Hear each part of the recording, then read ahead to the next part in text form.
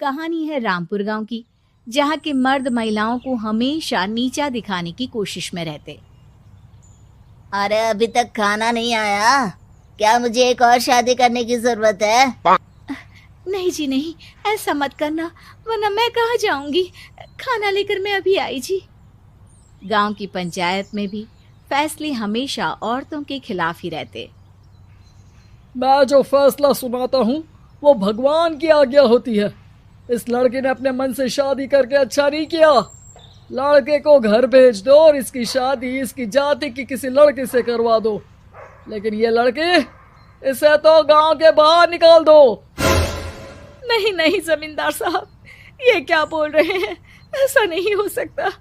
मेरी बेटी मासूम है, इसे अच्छे बुरे की समझ नहीं है। अरे कहाँ जाएगी ये बेचारी? कहाँ जाएगी? इतनी चिंता है तो पूरे परिवार का गांव निकाला कर देते हैं। बेचारे पूरे बसे बसाए परिवार को गांव छोड़ना पड़ता है। चाहे जो हो, अगर बेटियों को कंट्रोल नहीं कर सकते तो गांव में रहने का कोई मतलब नहीं है। यहाँ औरतों को दब कर रहना होगा। कोई भी अपने हिसाब से कुछ नहीं कर सकता, सब ईश्वर की मर्जी से ही होगा। तभी गांव का एक आदमी दौड़ा दौड़ा आता है। सरपंच साहब, जमींदार साहब, वो कालिया है ना, उसकी बेटी पढ़ने के लिए शहर जा रही है। अच्छा, ये कब हो गया? और कालिया की हिम्मत कैसे हो गई ऐसा करने की? लेकर आओ उसे और उसकी बेटी को। बस फिर क्या था, हाजिर हो जाते हैं कालिया और उसकी बेटी सरपंच के सामने। अरे कालिया, ये क्या सुनने में आ रहा है? बेटी को इंजीनियर बना रहा है तू? और ये बता, गांव में तो स्कूल नहीं है, फिर कहाँ से इतनी क्लास पास कर गई तेरी बेटी? राधा, जो कि कालिया की बेटी है, उसे लगता है कि सरपंच उसकी तारीफ कर रहे हैं। सरपंच जी, मैंने ऑनलाइन पढ़ाई की है, डिस्टेंस लर्निंग से। सभी में मैंने अच्छे नंबर पाए हैं, जिसे देखते हुए शहर की इंजीनियरिंग कॉलेज में मुझे स्कॉलरशिप मिली है। वाह जी वाह, क्या होती है ये? पहले तो ये बताओ, फिर आगे की बात करते हैं। पूरा गांव राधा की बात सुन रहा था और राधा बोलती जा रही थी। तो ऐसे मैं फ्री में एक अच्छी शिक्षा लेकर गांव में जो कुछ परेशानियां हैं, जैसे बिजली, पानी और इंटरनेट जैसी समस्याओं के लिए काम करूंगी। मैं गांव को शहर से जोड़ने के लिए पुल का निर्माण करवाने का प्रस्ताव रखूंगी। मुझे पूरी उम्मीद है कि जल्द ही हमारा गांव भी तरक्की की राह पर चल पड़ेगा। राधा की बात सुनकर सारे गांव वाले ताली बजाने लगते हैं। सरपंच को समझ नहीं आता कि वो क्या करे। चुप रह नादान लड़की, गांव के खिलाफ जाने के लिए तुझे गांव से बेदखल कर दिया जाएगा, वो भी पूरे परिवार के साथ। और हाँ, अगर ठीक से गांव में रहना चाहती है तो ये पढ़ाई लिखाई छोड़ दे। हम तेरे लिए गांव का कोई होनहार लड़का देखेंगे। तभी गांव का एक आदमी बोल पड़ता है। अरे नहीं नहीं सरपंच जी, राधा बिटिया जो बता रही है, अगर वैसा हो जाए तो हम लोगों को पैसा कमाने के लिए बाहर नहीं जाना पड़ेगा। हाँ जी, और ना ही कोसों दूर पानी के लिए भटकना पड़ेगा। हमारे बच्चे भी अच्छी पढ़ाई कर सकेंगे और आगे बढ़ेंगे, ना कि हमारी तरह खेती करते बैठेंगे। क्यों गांव वालों, राधा बिटिया का साथ देना चाहिए ना। सरपंच देखता है कि गांव राधा के साथ है तो वो चुप हो जाता है। वो घर आकर अपने सलाहकार से बात करता है, जो बहुत ही चालाक किस्म का इंसान होता है। अरे सरपंच साहब, आपको बहुत ही होशियारी से काम लेना पड़ेगा। एक बार गांव तरक्की कर गया, यहाँ के बालक पढ़ लिए तो कोई ना पूछेगा आपको। और फिर ये जो बेटा और बेटी है ना आपके, इनको भी आम लोगों की तरह ही जीवन जीना होगा। हाँ, लेकिन करे तो क्या करे?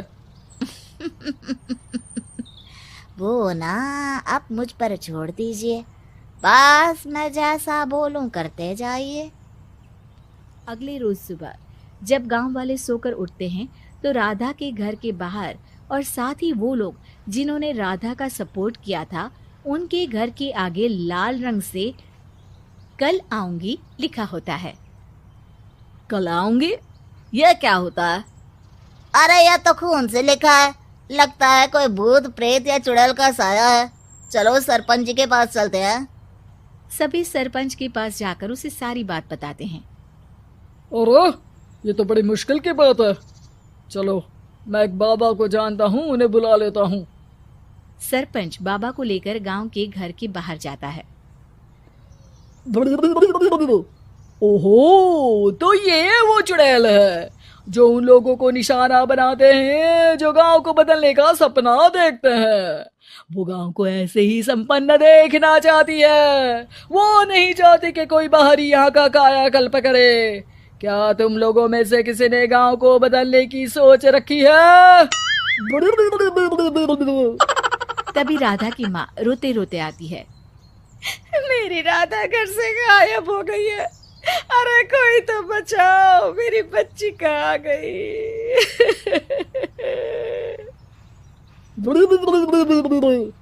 ले गई वो चुड़ैल, तेरी बच्ची को ले गई। अब वो उसे श्रापित करके छोड़ेगी, उस पर चुड़ैल का साया हो जाएगा। तभी बुरी सी हालत में राधा भी वहां आ जाती है। उसके बाल चुड़ैल की तरह फैले होते हैं और कपड़ों में खून लगा होता है। सभी राधा को देखकर डर जाते हैं। माँ, पता नहीं मुझे कौन उठा कर ले गया था। अरे दूर दूर हो जा चुड़ैल, अब हम लोग इस गांव में नहीं रुकेंगे। अरे कैसे बातें कर रहे हैं आप? कल तो आप मेरे भरोसे गांव का हुलिया बदलने, अपने बच्चों को पढ़ाने और तरक्की उन्नति की बात कर रहे थे, तो आज क्या हो गया आपको? ये फिर तुम लोगों को बहकाएगी। ये चुड़ैल गांव में आ चुकी है, ऐसे ही ये तुम्हारे घर के बच्चों को भी ले जाएगी। गांव वाले राधा को गांव से बाहर निकाल देते हैं। उसके माँ बाप रोते रहते हैं, लेकिन गांव वाले नहीं मानते।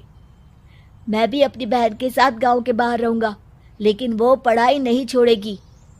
वहीं सरपंच के घर पर सलाहकार कहता है। देखा, सांप भी मर गया और लाठी भी नहीं टूटी। लेकिन अगले ही दिन सरपंच के घर के बाहर भी वही शब्द लिखे होते हैं। और फिर सरपंच की बीवी कहती है, हमारी बेटी को किसी ने अगवा कर लिया है। तभी राधा का भाई वहां आ जाता है। अरे गांव वालों, मैंने सरपंच जी की बेटी को देखा था। वो चुड़ैल उसे उठाकर ले जा रही थी। अरे क्या मजाक कर रहे हो? नहीं नहीं सरपंच जी, आप नहीं जानते। वो चुड़ैल अब आपकी बेटी में आ जाएगी, जैसे राधा के अंदर आ गई थी। तभी सरपंच की बेटी वैसी ही हालत में वहां आती है जैसे राधा आई थी। पापा, पता नहीं कैसे मैं गायब हो गई थी। चुड़ैल, इसके अंदर भी चुड़ैल का साया है, मारो इसे। अरे नहीं नहीं, इसे भी राधा के पास गांव के बाहर ही भेज दो। अरे चुप रहो, मेरी बेटी कहीं नहीं जाएगी और चुड़ैल वुड़ैल कुछ नहीं होता है। अरे कैसे बात कर रहे हो सरपंच जी? आप तो बोल रहे थे कि आपका फैसला भगवान का ज्ञान होता है, तो अपने पर बात आई तो अब आप ऐसे बोल रहे हैं। अरे ना ना ना, आपको अपनी बेटी को त्यागना ही होगा। अरे बुलाओ बाबा को। राधा का भाई बाबा को ले आता है, जिसे अब गांव वालों के डर के कारण सच बोलना पड़ता है। मैं कोई बाबा नहीं हूँ, मैं तो मोची था। ये सलाहकार महोदय ने मुझे कहा था एक्टिंग करने को। वो मुझे पैसे देने वाले हैं। अब मुझे माफ कर दो। गलती हो गई, मुझे माफ कर दो। तभी वहां राधा आ जाती है। देखा सरपंच जी, जब गांव के बच्चे साक्षर होंगे तो आप जैसे लोगों की चालाकी नहीं चलेगी।